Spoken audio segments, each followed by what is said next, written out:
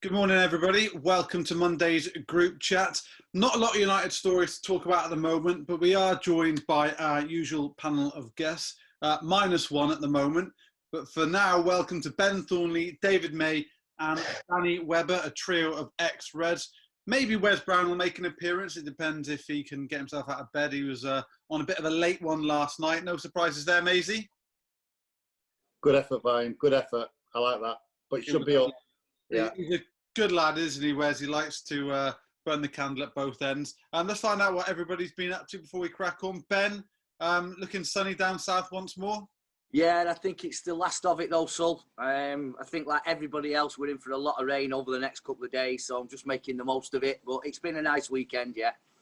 Spot on. Danny, how are you, mate? How's it going? Yeah, all good, mate. Had a game of football yesterday. Had a good kick around in the rain, but enjoyed that. And then watched the Champions League final. So, yeah, not bad, mate. Not bad weekend. I'm jealous. Been ages since I've been able to play footy. Where were you playing? We just played over in, it was over in Radcliffe. Someone invited me to play. We were meant to obviously be 45 each way. Then when we got there, everyone was like, can we do 35? Because most of them enough to handle it. So, yeah, no, it was good though. I enjoyed it. Brilliant stuff. Maisie, how's your weekend, pal? Yeah, good. All good. Good to see a bit of football last night, Champions League. But went up to Helvellyn, did the Striding Edge up there. That was a little bit scary. But good, up in the lakes. Great walk though, isn't it? And makes you feel good after completing that. I'm not sure about feeling good. Like, I was absolutely good. It was around 19 kilometres we did and 28,000 steps, something like that. So, yeah, it was a great achievement to do so, but Jesus, it was hard. Definitely hard. And you watched the Champions League final. Let's chat about that quickly before we get some comments on previous group chats. Maisie, did you get home in time to watch it then? I did, yes. I'm absolutely gutted for Di Maria. Not.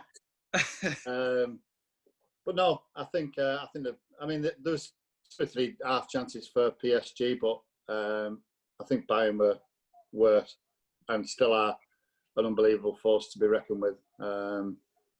Just a powerful machine. You know, for them not to lose a game in the whole campaign is remarkable. So congratulations to them. Yeah, first side to win every single game of the Champions League in a season, Danny, and you've got to say the best team won, I guess. Yeah, I think so. And, you know, as we said there, they've won every game up until that point. They look like they just know what they're doing. Everybody on the pitch knows their job. But Thiago was excellent. And, you know, he might be going to Liverpool, but I just thought he was excellent. And then I think the manager as well, he came in, he was the second string manager, wasn't he? Or he was the assistant. The lad's sort of, since he's come in, he's been brilliant. Brought Kingsley Coleman in, which I don't think people expected so much. And that was Kingsley Coleman's 20th trophy that he's won. He's only 24. It's unbelievable. Unbelievable, yeah. So now fair play to him. He's got to have it. But yeah, no, it was okay. But you just want to see watching it at the end, trophy lift and no one behind. It just felt a little bit empty. Fans again, we're missing them. Yeah, certainly are. Ben, did you watch? I did, yeah. I did. Deserved winners, Barcelona. Bayern. I don't think anybody can disagree with that. And ironically, it was Ander Herrera who created PSG's 2 best chances, and especially the one that he reversed into Mbappe, and you just expected him to score. But it just wasn't their night. I think when you're looking at pre-final, you know how good Bayern Munich are as a team and as a unit. They're just so, as the boys have just alluded to there, they're so powerful, such a well-oiled machine. And you needed PSG's players like Neymar, like Mbappe to step up, because they could have been a bit of a difference in the final third, but it wasn't to be. And I thought it was a really good goal that won it. And as Danny's just said, a surprising inclusion of Kingsley Coleman, who I thought was excellent on the night and gave the fullback a real run around. So yeah, the best team won in the end, and not just last night, but right the way through the competition. Yeah, Kingsley Coleman, who has been linked with United actually, amongst a number of wingers. Before we talk about United and transfer targets and how we think that's all going, let's just give you this from the comments section on group chat. This tweet came in to us from Suze Loy, who says, MUTV Group Chat actually helped me through lockdown. Honestly, I could listen to you lads, plus players, ex-player guests, talking about United all day long. And she just says, thank you for brightening up the dull football-less days. And of course, we're going to be having some football-less days at the moment until the new season starts. So Group Chat will be with you on Mondays, Wednesdays and Fridays right up until the new season. A new season that we hope, Maisie, includes some new signings, but it's all quiet on the Western Front right now. It is very quiet. So, you see Chelsea doing a little bit of business, Liverpool doing that, City, and we are very quiet at the moment, which I don't like. We were linked with Sancho from Dortmund, is it? And I just think that, I don't want to be... When I look at the teams last night and you look at the benches, how strong they are, I think it just goes to show how far away we are. So we do need new faces in, but quality as well. It's important that we don't just go out and get superstars, and think that'll just be the case. I think we do need to get fresh blood in, get some people out, and turn it over, because this season's going to be tough. I think so. We've played a hell of a lot of games recently. Liverpool have had 3 weeks off, so they're into a normal pre-season really. So I think come Christmas, we could be flagging a bit if we don't get players in, and that worries me, because you've seen some of the games and some of the fixture lists we've got. You need a bigger squad, and you need a bigger and better squad than what we've got. So additional faces would be a real tonic for the lads.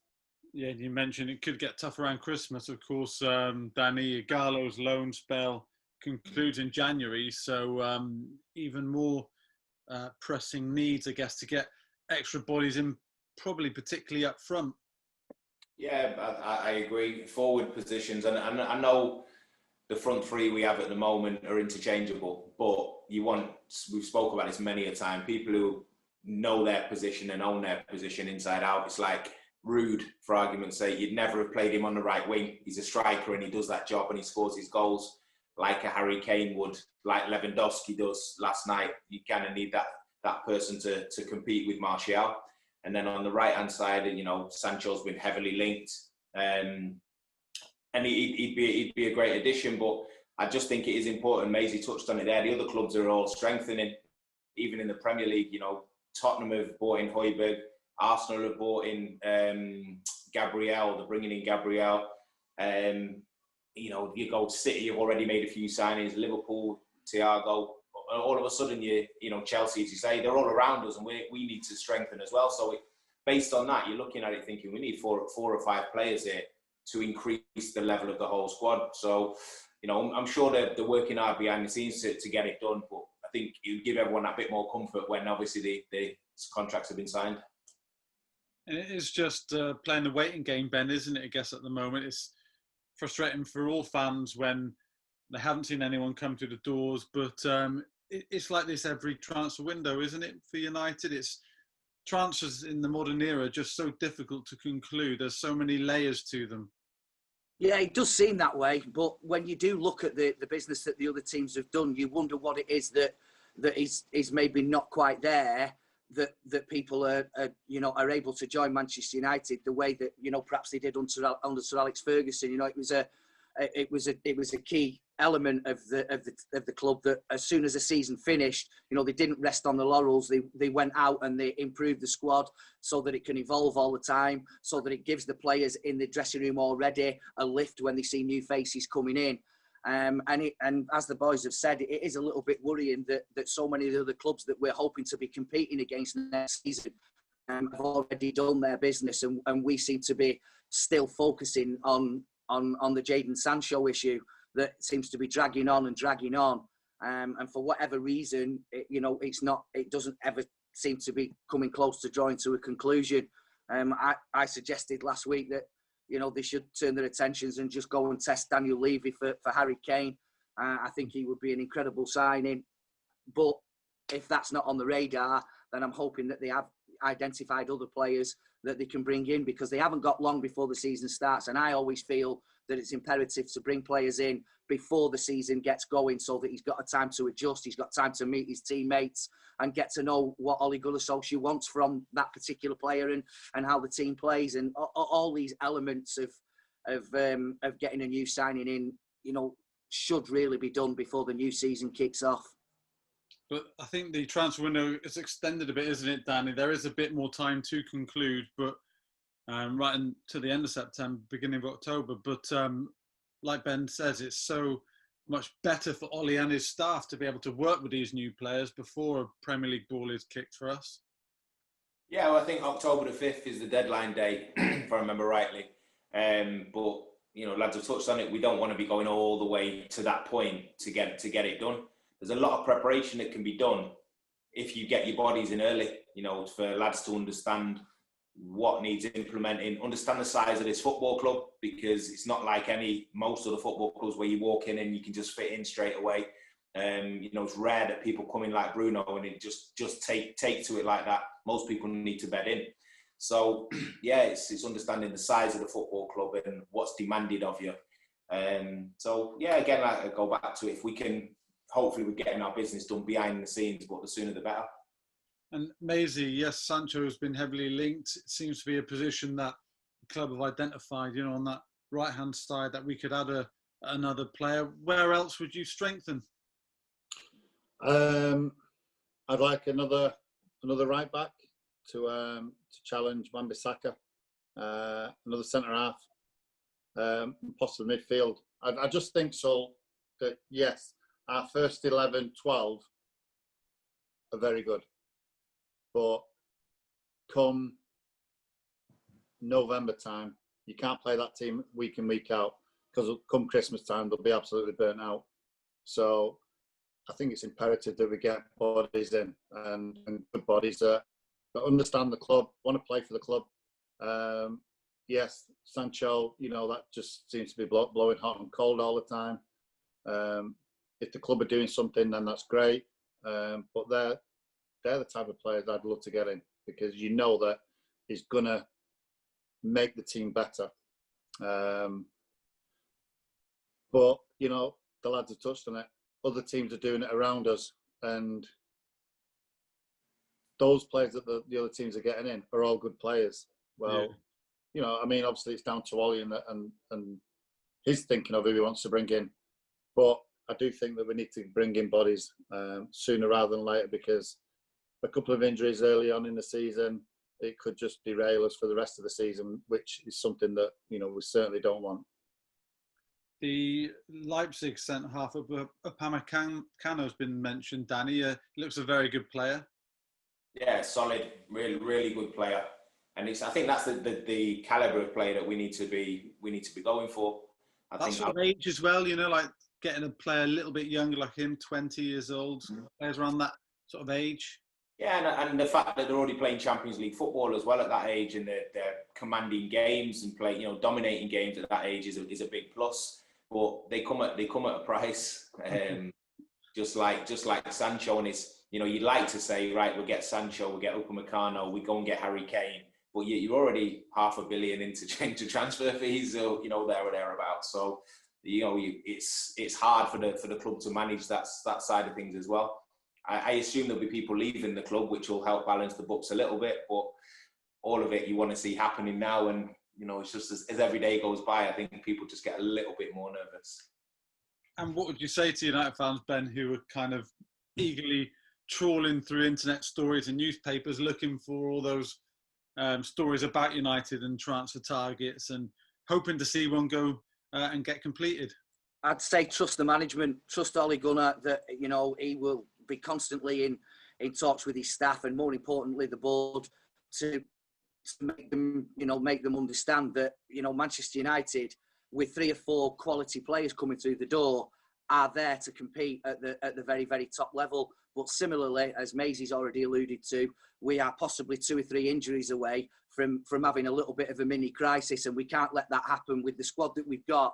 It's just not strong enough to be able to compete on 4 fronts right the way through another season, having, you know, crammed so many games into the end of this one. But I would trust Ole Gunnar. He's brought signings in already that have definitely improved the team.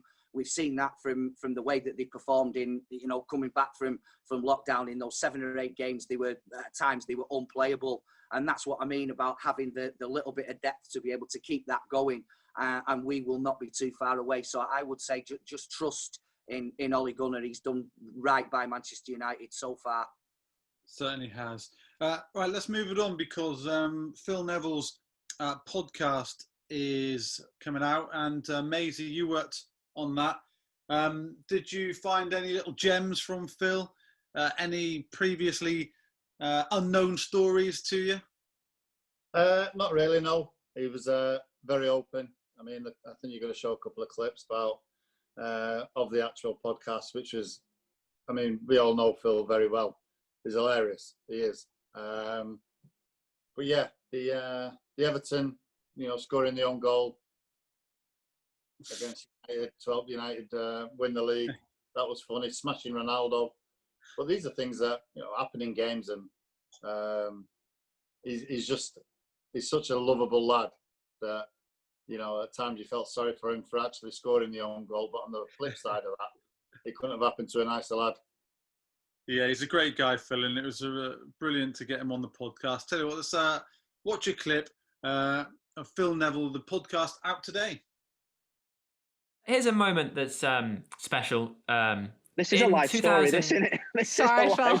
We're nearly Not long done. now, Phil. Not long now. Nearly done. Is Michael Aspel going to come out? Have a cup of tea in a bit. 2007, United are chasing the Premier League trophy.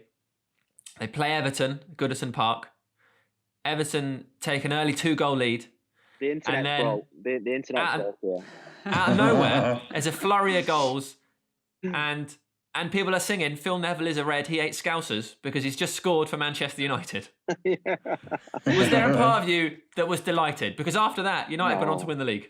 No, I wasn't. Can't and, be. No. I was devastated because that was the thing that they always used to label at me. I was a mank, and you know, the day I tackled Ronaldo, when I did a really bad tackle on Ronaldo, they changed their opinions on me because I went against the club that they thought I loved, and that day when it was a free-kick goal, and I never forget one of the Everton players looking at me, looked at me as if to say, "Did you know?" In a way, and I honestly I snapped, and to be fair, Scholesy, Archie had said, he said, "I know you're a Man United fan, mate, but that's taking it a bit."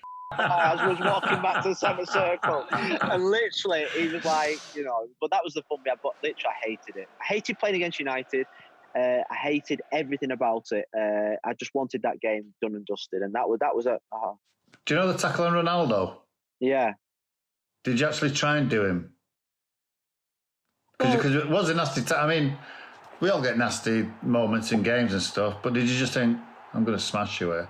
Well, Macy, do you know you get them moments when you think, "Oh, I've got you here. I can go through you and win the ball." Yeah, I could, and that was the moment I thought, "Wow!" It was like a tap in, and it was that moment. Is this a goal or the tackle? The tackle, and then Giggsy and Fletch, two of my mates, and Rio came towards me, and effing and blinding and saying I'm going to smash, and I was like, "Wow, guys, I've won the ball there," and I was just walking away. And not one Everton player came and helped me. Not one. And I was like, come on. And it was funny because, like, obviously after the game, like Giggsy said, I would have done the same thing, you know. Yeah. And I said to Giggsy, I would have chased you down as well if you'd have tackled one of our players like that. It was just one of those things. Absolutely. And Ronaldo was absolutely brilliant. He obviously rolled around, and then the ball went up the other end, and I was playing right back. He was left wing, and he just like high-fived and winked at me and said, "Great tackle. I'd have done the same." It was great. It was great. And Ronaldo was brilliant. And you can pick up all of that podcast from wherever you usually get your podcast. But Maisie, they've been such a successful podcast. It's great to have a guest like Phil, who, yes, he's played many, many games for Everton. He's been the England women's manager, but he's still a Man United guy, isn't he? Yeah, of course he is. I think we're trying to now get. I think we're in the process of trying to get Alan Smith. That would be a really good podcast. But I think we've done maybe over 50 now. So every single one of them has been totally different. You know, from the from likes of Phil, Ben's done it. I've done it. Eric. There's been some real good stories about how the lads grow up. You know, some coming from poverty, some being in war-torn areas. Real eye openers that, you know, a lot of people don't even know. But, you know, once you get into them and they start talking, they become absolute unbelievable stories. And the podcasts they've been really good. I've loved doing them, and fingers crossed we can get another few out the door soon as. Now, to conclude this, tomorrow is the anniversary of Ollie's debut for Manchester United. Of course, Maisie, you were there. Bring back memories of that, Ollie's debut, 96. Yeah, got the shepherd's crook off the gaffer, got me off, and Ollie came on, and within 2 or 3 minutes, you knew all about him. Banged it in the back of the net. Phenomenal player, really is. And to say it's so long ago, you know, time's flown. But listen, he's a top lad, and hopefully, you know, he'll continue to do what he did off the pitch and continue, you know, doing what he did on the pitch. He was a phenomenal player, and if he can get that into the lads now, then we've got a great manager going forward. And Ben and Danny, you two would have both been in the academy actually when Ollie joined. Do you have any memories of him coming in, Ben? You're pretty young. No, I do. I remember him extremely well coming through with, I think he signed at the same time as Ronnie and the same time as Jordi Cruyff, if I remember rightly. And the first thing that hits you is, you know, wow, this guy looks extremely young. But I think that was him and Ronnie were just examples of the brilliant scouting network that Sir Alex had to be able to bring in players that probably a lot of us had never really even heard of. But as Maisie said, it didn't take long, whether you trained with him or whether you played with him, to understand what a terrific striker he was. The barest sight on goal with either foot, and he would just smash it. There wasn't really any delicacy about the way that he finished goals. Everything was just straight through the goalkeeper's legs, or as close to the legs as he could get it. And his goals to games ratio, with the number of games that he came off the bench, was extraordinary. And I definitely have him up there in one of the top 10 best finishes in the Premier League era to date. I think he was superb. Yeah, Ben, you'd just been through the academy. Danny, you were still in it, weren't you? And as a striker, I guess you were looking at a young Ollie coming in thinking, you know, that's my position. That's the kind of thing I want to be doing. I think you look at it. I mean, I was 14 in 96, 14, 15. You look at it and you think, that's someone else. Like, because he's so young. I thought he was only a couple of years older than me. I think, oh, he brought someone in. You know what I mean? It's like someone else coming into the U team. But obviously not. He came in and started doing the business straight away. But I just remember him doing finishing sessions. He used to sit at the cliff on the hill and just watch him doing his finishing sessions. And he didn't mess about. You know, in some sessions, some people try and chip the keeper, curl it around. He'd just go bang, bottom corner, bottom corner, bottom corner, by the keeper's legs. He was just ruthless with his finishing. So, you know, it's no surprise when chances came on a Saturday afternoon or whenever games were, he was ready. And yes, he wasn't called the baby-faced assassin for nothing. Yes, spot on. But yeah, I can't believe it was 96. It just seems like time just flies by, doesn't it, Maisie? But yeah, terrific debut from Ollie, and of course he went on to become, like the boy said, one of our greatest strikers. And let's hope, like Maisie said, he can replicate that as our manager. That's just about it for now. What's planned for the rest of the day and tomorrow, Maisie? Taking Willow trampolining shortly over to Merseyside. Of course, she's absolutely brilliant on the tramp. So that's all open again now, is it? She can train again. She's back training, yeah. She'll be training there for an hour and a half. Normally it's 4, 5, 6 hours a day. But obviously because of all the equipment needs to get cleaned down and ready for the next group coming in. So yeah, an hour and a half today. So I'll be over there. Yeah, and for those who don't know, she is absolutely superb on the trampoline, competition standard. regularly competes, doesn't she? Well, did pre-lockdown. So let's hope she can get back to that very soon. Ben, what's up for you, mate? Well, my son got his exam results last week, so I'm just about to get fleeced this afternoon as a reward, I think. How did you go on, Ben? He did really well. He did really well. Obviously, text after his mother then. Yeah, and of course, with all the controversy around exam results, it's nice to know that someone isn't having to appeal against wrongly given ones. So well done to him. Brilliant. Danny, what's up for you, mate? Yeah, I'm just got a bit of work on today, mate. I've got be out this afternoon. Got a couple of meetings, and that'll be it, mate. Simple. Cool. Well, you've got one other job, the three of you, and for our fans watching as well, of course. That is think of a forfeit for Wes on Wednesday for sleeping in and missing out on group chat. I think Sully, you've not been here with any forfeits yet. I think you should name the forfeit. Yeah. Okay, I'll think of one. I'll put it to our group in the meeting we have tomorrow morning. We'll come up with something. And of course, Stuart's not here, but he's got legitimate reason. He's been working hard, hasn't he? So he's on a bit of a week's holiday. Right, that's it for group chat. Thanks to Ben, thanks to Maisie, thanks to Danny as well. Thanks for everybody for watching. We will be back on Wednesday. See you then. See you later. Cheers. Cheers.